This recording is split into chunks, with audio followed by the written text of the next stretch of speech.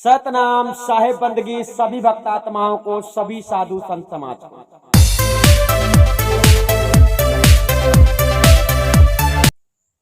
आज हम आप लोगों को बतलाएंगे सतगुरु कबीर साहब का एक दोहा, जिस दोहे में इतनी सच्चाई है और उसे हम आज इस तरीके से समझाएंगे कि आप लोगों के अंदर परमात्मा से संबंधित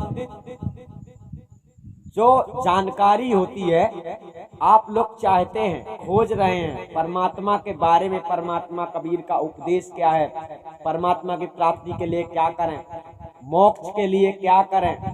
आप लोग विभिन्न प्रकार के सवालों को लेकर घूमते हैं। ये समस्त संसार मुक्ति का जतन कर रहा है, मोक्ष प्राप्त करने का प्रयास कर रहा है, लेकिन असलियत को नहीं जानने के कारण भटक रहा है। तो चलिए, सबसे पहले तो आप निष्पक्ष हो जाइए, यानी कि आप ये मत समझना कि हम किसी गुरु के शरण में हैं तो उसके विपरीत जाना है। कबीर पंथ में हर मनुष्य जितने होते हैं, कबीर पंथ में सबका गुरु कबीर ही होता है, और कबीर ने जैसा बताया है आप वैसा स्वीकार करोगे तब आप कबीर पंथी माने जाओगे।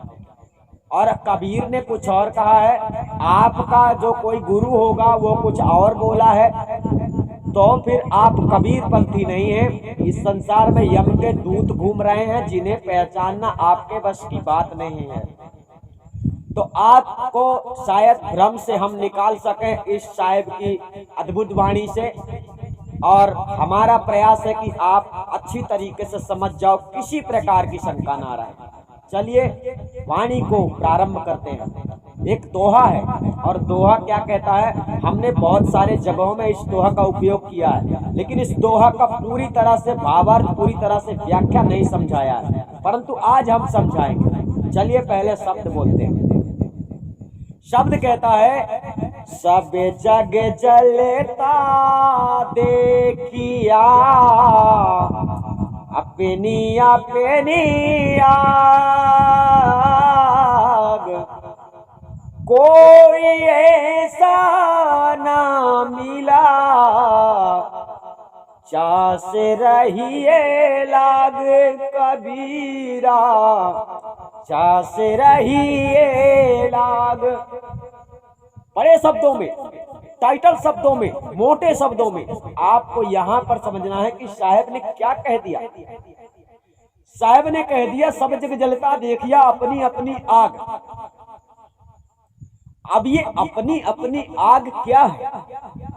अपनी अपनी आग 3-4 प्रकार की होती हैं, और भी बहुत प्रकार की होती हैं। जितने प्रकार के आदमी के उद्देश्य होते हैं ना, उतने प्रकार की ये अग्नि है।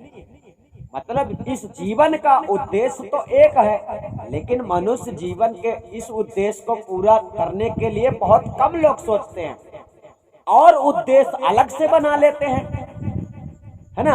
तो ये सभी आग ही हैं। मतलब जब आदमी कोई उद्देश्य बनाता है तो उस उद्देश्य में उसे बड़ी पीड़ा होती है। उस उद्देश्य को पूरा करने में वो किस किस प्रकार के कदम उठाता है, कैसे कैसे कर्म करता है, छल कपट, धर्म अधर्म, यानी झूठ पाप, कुछ भी संसार में अपने मकसद को कामयाब करने के लिए, अपनी मंजिल को प्राप्त करने के लिए आदमी बड़ा संघर्ष करता है। इसी प्रकार की अग्नि जो है हर मनुष्य के अंदर लगी हुई है। अब यहाँ पर साहब ने केवल मनुष्य को नहीं कहा है, किसको कहा है? सकल जगत को, सब जग जलता देखिया अपनी अपनी आग। जीव जंतु भी सुबह उठते हैं ना, मान लो सुअर है, सुबह उठता है तो वो तलाश में लग जाता है कि अब मुझे आज क्या खाना है। ये भी उसकी पीड़ा है। अगर उसे भूख ना लगे तो उठे क्यों, सिंहासन में ही पड़ा रहे, है ना। तो यही बात आपको समझना है। समस्त पशु, समस्त जीव जंतु, समस्त देवी देवताओं। अब देवी देवताओं का भोजन क्या है? देखो, देवताओं का भोजन तो बताया गया है कि उन्हें अमृत पान करने को प्राप्त होता है। समय समय में वो अमृत का भोजन करते हैं। और जो सिद्धियां होती हैं, ये लोग 10 प्रकार की इस संसार में वायु होती है, उन वायु में से कुकड़ीला वायु यानी इन लोगों का भोग। ये समझो आप कि इस संसार में समस्त प्राणी जितनी चेतन आत्माएं हैं शरीर में, अब ये शरीर केवल आदमी का नहीं है, देवी देवताओं का भी शरीर है, भूत पिशाचों का भी शरीर है, ठीक है, और भगवानों का भी शरीर है। और उस अब ये सोचो कि जब परमात्मा का शरीर है तो भगवान का शरीर क्यों नहीं होगा? क्योंकि शरीर नहीं होगा जिसका स्वरूप नहीं होगा, इस दुनिया में ऐसा कोई नहीं है जिसका स्वरूप ना हो। हाँ, आप लोग नहीं जानते होंगे, ये बात अलग है। मतलब दुनिया राम को कहती है, नहीं जानती राम कैसा है। अभी टीवी में देखने वाले को अगर राम कहोगे तो ये आप लोगों की गलत प्रेमी है, ये तो बॉलीवुड के फिल्म बनाने वाले हीरो लोग हैं जो राम बनते हैं, कृष्ण बनते हैं, लक्ष्मण बनते हैं, सीता बनते हैं, परशुराम बनते हैं, दुर्गा बनते हैं, काली बनते हैं, शंकर जी बनते हैं, ब्रह्मा जी बनते हैं, महेश बनते हैं। जितनी चीजें आपने टीवी में देखी हैं उनमें से कोई भी असली रूप ना तो शंकर जी का है और ना तो किसी राम का है, ना कृष्ण का है, ध्यान रखना। तो हुआ क्या कि आप लोग परमात्मा के स्वरूप को तो जानते नहीं हो, चलो कम से कम मानते हो कि परमात्मा है। साहब ने क्या कहा, अब जिसका उद्देश्य परमात्मा बनता है, अब इस संसार में अनेक प्रकार के विभिन्न प्रकार के जो धर्म बनाए गए हैं, ये परमात्मा की प्राप्ति, मोक्ष की प्राप्ति के लिए बनाए गए हैं। कि जैसे इस्लाम धर्म कहता है कि अल्लाह हमें जन्नत बख्शिश करेगा, और यीशु मसीह कहते हैं कि हमारे सिद्धांत में चलोगे तो मोक्ष मिलेगा। ये सारे सिद्धांतवादी जितने हैं ना, ये कुछ ऐसे ही सिद्धांतवादी हैं जो ऐसा कहते हैं कि आपको मोक्ष मिल जाएगा, इस संसार से छूट जाओगे आप हमारे बताए मार्ग पे चलोगे। तो अब यहाँ पर परमात्मा कबीर साहब ने अपने शब्दों में क्या कहा है, अब ठीक से जरा ये समझो। सदगुरु कबीर साहब ने ही अपने शब्दों में कहा है, मैं कहता आँखन की देखी। ये बात इस संसार में किसी ज्ञानी ने नहीं कहा। क्यों? क्योंकि उसने देखा ही नहीं है, उसने देखा नहीं है, केवल कहा है। अगर देखा होता तो दिखा देता, अगर उसने देखा नहीं है तो दिखाएगा कैसे? इसी प्रकार इस्लाम धर्म में जाकर अगर तुम बोलो अल्लाह कौन है, तो वो अल्लाह को देखे नहीं है, सचमुच वो अल्लाह को देखे नहीं है और आपको दिखा भी नहीं सकते हैं कि ये अल्लाह है। इसी प्रकार हिंदू धर्म में आप जाकर पूछोगे कि राम कौन है, तो मूर्ति के सिवाय कोई उनका सहारा नहीं है। कैसा होता है राम? राम को तुमने देखा है, वो कैसा है ये बात बयान नहीं कर पाएंगे। इसी प्रकार यीशु मसीह में जितने धर्म हैं सिवाय कबीर पंथ के, क्योंकि कबीर पंथ का ज्ञान धोखे में नहीं दिया जा रहा है। कबीर साहब ने देखा है और दिखाया भी है। किसे? जिसकी बात हम कर रहे हैं। चलिए, साहब ने क्या बोला, मैं कहता आँखन की देखी, तू कहता कागज की लेखी। संसार के विभिन्न प्रकार के ज्ञानियों में और कबीर साहब में यही अंतर है कि कबीर साहब कह रहे मैं कहता आँखन की देखी। कबीर साहब का दूसरा ये प्रमाण इसलिए सिद्ध होता है क्योंकि कबीर साहब स्वयं सिद्ध आत्मा कभी जन्म नहीं लेती है, इसे ऐसा माना जाता है। कलयुग में लोगों ने घोषित किया है, कुछ लोगों ने, कि वो नीरू नीमा के पुत्र थे, कहने का मतलब उन्होंने गर्भ से जन्म लिया है, और किसी ने और भी प्रकार की अफवाहें फैलाई हैं। लेकिन चलो आपने ऐसा कह दिया, लेकिन इसके पहले आपने विचार नहीं किया कि उस कबीर ने अपना ही परिचय दिया। साहब ने अपने शब्दों में बताया, अविगत से चल आया मेरा भेद मर्म नहीं पाया। कोई भी उसका भेद मर्म नहीं जान पाया कि ये कौन है। क्यों? क्योंकि वो जब नीरू के नीमा के गोद में थे ना, तब से ही बोलना स्टार्ट कर दिए थे। तब से जितनी समय गोद में आए, मतलब नीरू नीमा को जब प्राप्त हुए बालक के स्वरूप में, तब से ही बोलना उन्होंने शुरू कर दिया। उन्होंने बोला, और काजी मुल्लाओं ने जो नामकरण करने के लिए गए थे उनके सामने भी उन्होंने बोल दिया कि मैं कबीर। और कबीर शब्द कबीर कबीरन केवड़िया, ये शब्द इनके विशेष हैं। प्राचीन ग्रंथों में आप लोगों को इनका नाम प्राप्त हो जाएगा, कबीर, कबीरन, केवड़िया। ठीक है, अब चलते हैं सतगुरु कबीर साहब ने क्या बताया है कि मैं कहता आंखन की देखी। अब यहाँ पर भक्तों को विचार करना है। जितने भक्त लोग कबीर साहब में लगन लगाते हैं, कबीर साहब की भक्ति करते हैं, कबीर साहब के बताए मार्ग में चलना चाहते हैं, मोक्ष की प्राप्ति करना चाहते हैं, उन सब लोगों को यहाँ पर विचार करना है। अब आपको विचार क्या करना, अब हम बताते हैं। साहब ने क्या कहा, मैं कहता आंखन की देखी, तू कहता कागज की लेखी। अर्थात उनके सामने जो कुछ हुआ है, अब बताना कि साहब ने क्या क्या बताया है। रावण के बारे में भी साहब ने बताया, ये सतयुग की बात है। कृष्ण के बारे में भी साहब ने बताया, ये द्वापर की बात है। राम के बारे में भी साहब ने बताया, ये भी सतयुग की बात है। और कलयुग के बारे में भी साहब ने बताया, ये कलयुग की बात है। अब ये चारों युगों में वो कैसे बता सकते हैं? कोई भी इस धरती में ऐसा मनुष्य आया है, धर्म तो लोगों ने बना दिया है, मार्ग तो लोगों ने दे दिया है, लेकिन ऐसा कोई व्यक्ति आपके समझ में आ रहा है जो चारों युगों से आ रहा हो? विष्णु को मान लो सतयुग में था, त्रेता में था, द्वापर में था, कलयुग में कहाँ है? कलयुग में कहाँ है? कलयुग में उसका अवतार कौन सा है? कल्कि नाम बता रहे थे, लेकिन वो कल्कि अभी तक आया नहीं, कब आएगा और उसका काम क्या? तो समझने की बात है कि इस संसार में साहब ने क्या बताया, मैं कहता आंखन की देखी। तब आपको यहाँ समझ लेना चाहिए कि वो आज भी देख रहा है कि तुम कर क्या रहे हो, आप कर क्या रहे हो। परमात्मा से बिछड़ने वाले लोग, परमात्मा की भक्ति करने वाले लोग इस संसार को, चाहे तुम किसी भी धर्म में परमात्मा को मानते हो, परमात्मा ने सकल सृष्टि बनाया है, उसको हर जगह में नजर है, कहाँ पानी की कमी है, कहाँ धूप की कमी है, कहाँ छाया की कमी है, वो सबको देख रहा है। तो क्या वो आपको नहीं देख रहा है? वो देख रहा है कि आप क्या कर रहे हो। आप अच्छे विचार ही नहीं कर रहे हो, केवल किताबें ही तुम्हें दर्शा रही हैं।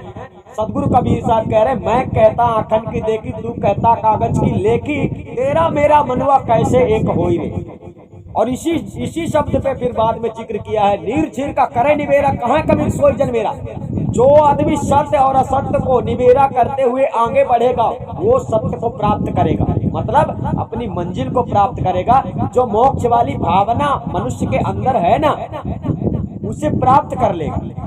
तो साहब ने कोई बात अनुभव करने के लिए नहीं कहा। साहब ने देखो, किसी वस्तु पर ही आप अनुभव कर सकते हो, किसी वस्तु पर अनुभव खाली नहीं होता। आपके सामने जब कोई प्रतिबिंब रखा जाएगा, आपको निशाना लगाना है तो सामने कुछ होना चाहिए। अब आप मोक्ष की बात करते हो, आपको ये भी नहीं पता है कि मोक्ष दिलाने वाला कौन है, आपको ये भी नहीं पता है कि मोक्ष होने के बाद हम जाएंगे कहाँ, ये भी आपको पता नहीं है। तो चलिए, सतगुरु कबीर साहब ने क्या बताया, उसे जरा गौर से समझो। साहब ने कहा, सब जग जलता देखिया अपनी अपनी आग। ये जितने लोग सिद्धांत बना लेते हैं, आपके जीवन का सिद्धांत एक लक्ष्य सबसे बड़ा है, और वो है मोक्ष का, वो है आवागमन से मुक्त होने के लिए एक रास्ता ढूंढने का।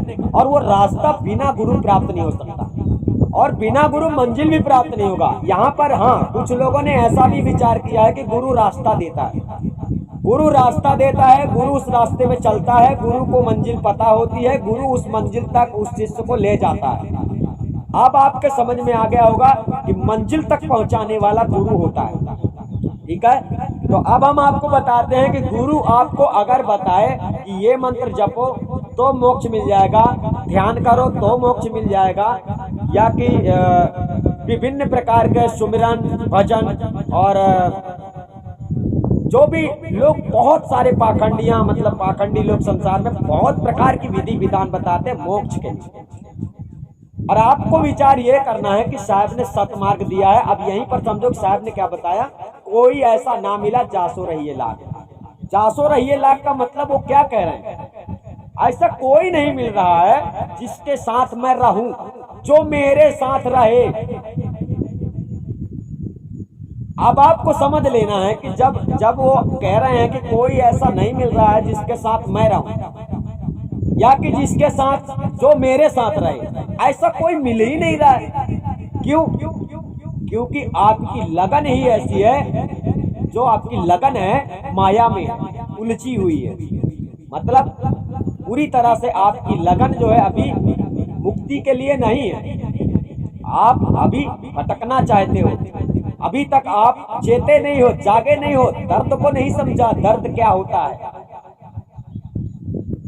समस्त संसार में सदगुरु कह रहे हैं कि आग लगी है, सब जगह जलता देखिए। आपके अंदर ये आग है। कौन सी आग? ये जो मोक्ष वाली कामना है ना, ये भी एक अग्नि है। इसमें भी तुम जल रहे हो, क्योंकि वो प्राप्ति ही नहीं हो रहा है।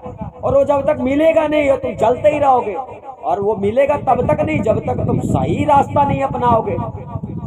और जो कामनाएं तुम्हारे अंदर चल रही हैं, मुझे अभी मेरा अभी ये अधूरा काम है, लड़के की शादी है ना, घर में ये समस्या है, ये आपके अंदर अग्नियां हैं जो आपको परेशान कर रही हैं, तंग कर रही हैं। और सबसे बड़ी अग्नि आपको ये लगी हुई है कि जो आपका लक्ष्य प्राप्त नहीं हो रहा है। और ये लक्ष्य प्राप्त नहीं होगा तो अगले जन्म में तुम कौन सी योनि प्राप्त करते हो, तो फिर भटकना ही है। तो इस संसार में गुरु की महिमा को ना समझने वाला व्यक्ति ही मोक्ष के दरवाजे को नहीं खोल पाता, क्योंकि मोक्ष के दरवाजे की जो चाबी होती है ना, वो सच्चा सतगुरु होता है। वही बताता है कि ये सही है, ये गलत है। आप लोग क्या है, अपने से ही निर्णय करते हैं। ये संसार तो भ्रमित करने वाला है ही, वो तो भ्रमित करेगा ही, क्योंकि उसको भ्रमित करने से लाभ है। इस संसार में भक्ति को एक बिजनेस का रूप दे दिया गया है, जिसमें सौदा करने लगे हैं लोग, सौदागर हो गए हैं। आपको काबिलियत बनाने के लिए, आपको मार्ग में चलाने के लिए कोई भी सही उपदेश नहीं दे रहा, जैसा साहेब का उपदेश है। आपको सस्ते में गुरु मिल जाता है, रास्ते में चलते चलते गुरु मिल जाता है, गलियों गलियों में गुरु मिल जाता है, घर घर में गुरु घूम रहा है। तब तुम्हें क्या प्रॉब्लम है? जो चीज तुम्हारे घर में आके प्राप्त होती होगी वो कैसी होगी, और जिसे खोज कर परेशान होकर जो तुम प्राप्त करोगे वो कैसी होगी। तो गुरु को खोजो। इस संसार में तुमने अगर सच्चे सतगुरु को खोज लिया और सच्चे सतगुरु को पहचान लिया, पहचानना भी बड़ी दुर्लभ बात है, क्योंकि गुरु को मानुष जानता चरणामृत को पान, ते नर नरके जाएंगे जन्म जन्म होए श्वान। गुरु की महिमा को जब तक परखोगे नहीं, क्योंकि सच्चा सतगुरु को साहेब भी जानता है कैसा होता है। वो साहेब भी इस धरा धाम में आया तो उसने सब देखा है, और वो नहीं आया तब से वो सारा देख रहा है कि लोग कैसे कैसे हैं। हमारे कहने का तात्पर्य है कि आप परमात्मा को मत ढूंढो, आप सब उसकी नजर में हो, और वो जितनी समय चाहे आपको सामने रूबरू मिल सकता है उसकी मर्जी से। वो किसी के बुलाने में आता नहीं है, किसी की प्रार्थना वो सुनता नहीं है। उन्होंने सीधे बयान किया है, ना मैं कहता, ना मैं सुनता, ना मैं सेवक, ना मैं स्वामी। वो कह रहे हैं कि मैं तुम्हारा स्वामी भी नहीं हूँ। अर्थात परमात्मा की बात यहाँ पर चल रही है। कबीर साहब ने परमात्मा के ऊपर ये शब्द बयान किया है। परमात्मा का ये आचार विचार है कि ना मैं सेवक हूँ और ना ही मैं स्वामी हूँ। अर्थात तुम उसे समझते हो कि वो हमारा मालिक है, तो ऐसा भी नहीं है। आप उस समुद्र के एक बूंद हो, उस समुद्र के एक बूंद हो। आप उसमें जब चले जाओगे तो आप उससे अलग नहीं रहोगे। आप स्वामी हो या कि सेवक हो, ये अवस्था वहां से खत्म हो जाएगी। वहां कोई ऐसा नहीं है। वो परमात्मा जो है परिवर्तनशील नहीं है। परिवर्तन आप हो गए हैं, तो आप जिस तरह से गलत रास्ते पे चल पड़े हैं उस तरह से आपको सही रास्ते पे चलना है। ये है सदगुरु कबीर साहब का सत्य मार्ग। और हम आपको बारंबार ये कहना चाहते हैं कि अगर आपको विश्वास है कि वास्तव में साहेब आज भी हमको देख रहा है कि हम क्या कर रहे हैं, तो आपको समझ लेना चाहिए कि ये आपकी मूर्खता है कि उसे किसी प्रकार के मंत्रों से प्रयास करना बुलाने के लिए, उसे किसी प्रकार से ढूंढना। साहब ने बताया है तो आपने ध्यान नहीं दिया होगा, खोजी हो तुरता मिल जाऊं, एक पल की तलाश। एक पल कितना होता है? आपका जीवन बीत गया, आपको अभी तक नहीं मिला। वो परमात्मा जिसकी बात करते हो, जिसकी तलाश में हो, उसका कारण है आपके खोज करने की दिशा अलग है, तरीका अलग है, गलत तरीके से खोज रहे हो। वस्तु कहीं, अब उसी के लिए कह रहे हैं, वस्तु कहीं खोजे कहीं वस्तु ना आवे हाथ, भेदी गुरु को साध ले वस्तु हाथ की हाथ। तो वह वस्तु आपको कितनी समय प्राप्त होगी? जब भेदी गुरु आपको प्राप्त हो गया तो यह समझ लो कि वस्तु प्राप्त हो गई। आदि अनादि मुक्ति पंथ में अगर आप जुड़ गए, आदि अनादि मुक्ति पंथ का संविधान अगर आपने फॉलो कर लिया तो आप ये समझ लो कि वस्तु प्राप्त हो गई। क्यों? क्योंकि हम आपको धोखे में रखने की बात नहीं करते हैं। हम आपको बता रहे हैं कि परमात्मा सत्ता को सार शब्द महाचेतन सतपुरुष परमात्मा का स्वरूप ज्ञान सदगुरु कबीर साहब ने भी करवाया है, हम भी करवाएंगे। और इस संसार में जो सच्चा कबीर पंथी होगा वो भी सार शब्द भेद का ज्ञान आपको करवाएगा। इसका मतलब होता है आत्मा ज्ञान, आत्मा का स्वरूप ज्ञान। आत्मा का स्वरूप ज्ञान जब आपको हो जाएगा तब आपको ना तो ध्यान करना है, ना ही किसी प्रकार का सुमिरन जाप करना है, ऐसा कुछ भी नहीं करना है। ना दीपा जलाना है, ना अगरबत्ती जलानी है, ऐसा कुछ भी नहीं करना है। जागते रहना है कि हमसे कहीं गलती ना हो जाए, और ये गलती को जानने के लिए गुरु के संग में हमेशा रहना पड़ता है। क्योंकि आपकी भक्ति से डिगाने के लिए निरंजन जो है, ब्रह्म निरंजन जो संसार में सभी जीवों को भ्रमित कर चुका है, वो आज भी तुम्हें भ्रमित करने के लिए, भक्ति से डिगाने के लिए, भक्ति से गिराने के लिए आज भी आपकी परीक्षा ले सकता है। और वो किसी भी प्रकार की मुसीबत खड़ी कर सकता है। इस मुसीबत को शायद तुम ना समझ पाओ तो हो सकता है शब्द से डिग जाओ, तो यानी बना बनाया काम तुम्हारा बिगड़ जाए। इसलिए सदगुरु कबीर साहब के बताए मार्ग में चल पाना, भक्ति करना इतना सहज नहीं है। सदगुरु कबीर साहब के कहने का तात्पर्य ये होता है कि मैं देख रहा हूँ, सबको देख रहा हूँ, मगर मुझे ऐसा कोई व्यक्ति नहीं मिल रहा है जो मेरे काबिल है। अब बताइए, आपको काबिल में लाने के लिए आप बिगड़े कैसे हो? अब ये सोचो, आपका शरीर नहीं बिगड़ गया, ये शरीर नहीं बिगड़ा है, आपकी विचारधारा बिगड़ गई है। आप ये नहीं समझते हो कि मैं क्या करने आया हूँ और क्या करना चाहिए। साहब ने क्या बोला? अगर तुम्हें उस घर जाना है ना, तो साहब ने क्या बोला? अपने स्वार्थ सब कोई जाए। अभी तुम क्या है, अपने स्वार्थ को पूरा करने में ही समिटे रहते हो। आत्मज्ञान के लिए भी दौड़ रहे हो ना, ये तुम्हारा अपने का ही स्वार्थ। साहब ने कहा है, तो अगर उन्होंने सारी बातें आंखों देखी कही हैं तो आपको समझ लेना चाहिए कि उन्होंने झूठ नहीं बोला होगा। तो साहब कहते हैं सब अपने स्वार्थ सब कोई जागे, पर स्वार्थ नहीं कोई।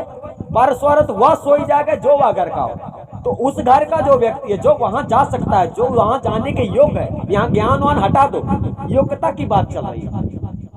आपके अंदर अगर योग्यता है ना, तो वो आपके साथ नाइंसाफी होने ही नहीं देगा। समझ रहे? इस संसार में वो आपके साथ नाइंसाफी नहीं होने देगा। इसी को कहते हैं मैं तो हूँ विश्वास में। विश्वास तो करो।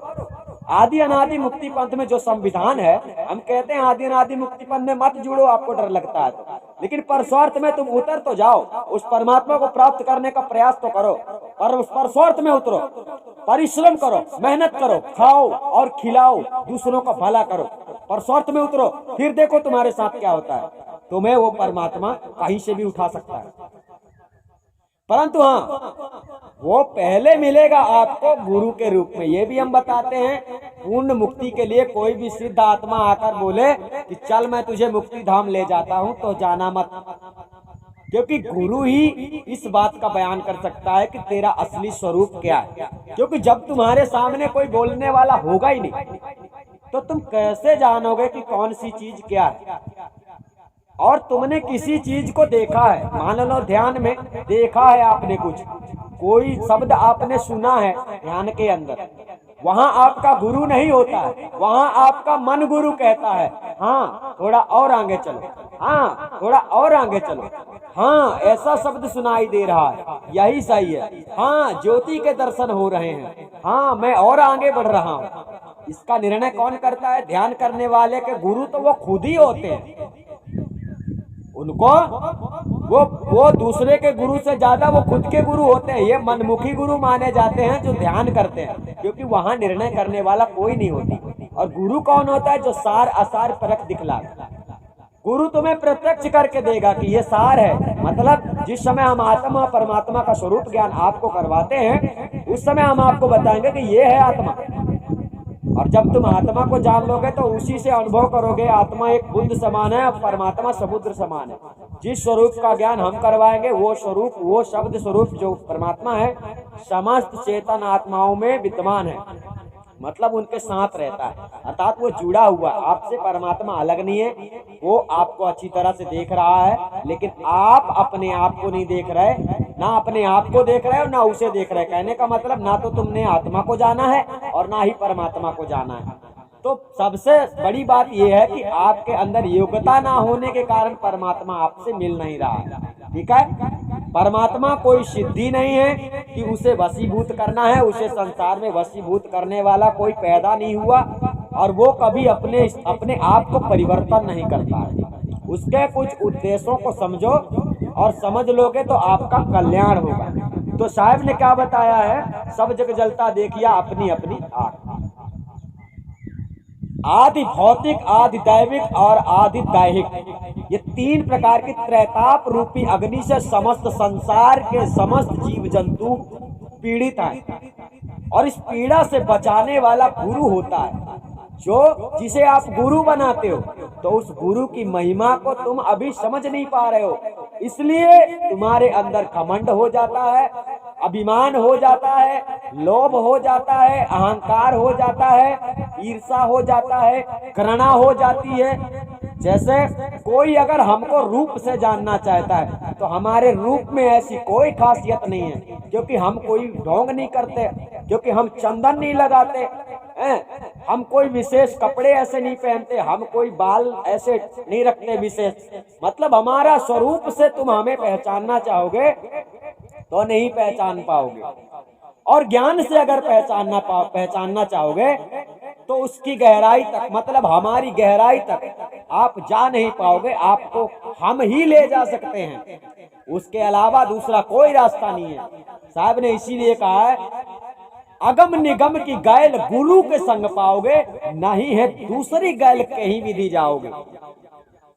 अब आपको गुरु का साथ नहीं मिलता है, गुरु का मंत्र मिल जाता है, गुरु का उपदेश मिल जाता है, लेकिन आप लोग ध्यान नहीं देते हैं, गुरु का साथ नहीं मिलता है। ऐसे ऐसे गुरु हैं जिनके शिष्य अगर फोन लगाकर उनसे बात करना चाहें तो बेचारे बात भी नहीं कर पाते हैं। तो गुरु संग कहाँ है? ये तो गुरु वैसे हो गए, गलिन गलिन गुरुआ फिरें, कंठी माला लो और स्वर्ग जाओ चाहे नरक पे हमें रुपया दो। ऐसी बात है कि आप लोगों को शिष्य बना लिया और आप लोगों ने क्या देखा था? उनमें मुकुट देखा था, लंबा चंदन देखा था, और उनकी बड़ाई करने वाले लोगों में भीड़ देखी थी कि बहुत सारे लोग हैं, ये अच्छे होंगे इसीलिए इनका नाम फेमस हो रहा है। आपने शब्दों को नहीं परखा होगा। अगर शब्द परखोगे, अगर तुम शब्द के बारे में पूछना चाहते हो, अगर तुम जानना चाहते हो कि इस संसार में इस संत के बारे में बताओ, हम तुमको 2 मिनट के अंदर उसकी गलती को बयान कर देंगे। आप ही कोई सत्संग सुनना और कोई सत्संग, जब मान लो तुम्हें ऐसा लगता है, तुम्हें भ्रम है कि इस संसार में आप सबके सत्संग सुनते होंगे, तो आपको शंका होगी कि कौन सही है कौन गलत है। आपको अगर ऐसा लगता है कि हम इस संत के बारे में जानना चाहते हैं, आप उस संत का एक पूरा वीडियो देखना और एक पूरा वीडियो देखने के बाद में आप हमसे बात करना, हम आपको बताएंगे ये झूठ कहाँ पर बोल रहा है। और संत जो होता है कभी झूठ नहीं बोलता है, आपको हम बारंबार ये बोल रहे हैं, क्योंकि संत जो होते हैं परमार्थी होते हैं, आत्मा परमात्मा के ज्ञानी होते हैं। वो सत्य से प्रेम करते हैं, असत्य से नफरत करते हैं। तो आपको सत्य मार्ग पे चलना है, सत्य पे उतरना है, भक्ति अगर कर रहे हो तो ठीक है। तो साहब ने इसीलिए बताया है कि ऐसा कोई ना मिला जासे रहिए लाल, अर्थात हम ही कह रहे हैं कि हमें बातें करने वाले बहुत मिल रहे हैं, लेकिन कोई ऐसा नहीं मिल रहा है जिससे हम रोज बात कर सकें, जिसके जो हमारे दिल में रह सके, हम उसके दिल में रह सकें। कोई ऐसा निर्मल शुद्ध व्यक्ति नहीं मिल रहा। भक्ति भाव का, भक्ति जिसके अंदर भाव है, जो सेवक है, ऐसे सेवक नहीं मिल रहे हैं। बातों के सेवक तो बहुत मिल रहे हैं। कबीर पंथी मतलब परमात्मा के सेवक दास कबीर जो हैं, कबीर साहब ने भी अपने नाम के पीछे दास लगा दिया, क्योंकि उस परमात्मा के वो सेवक बन के आए।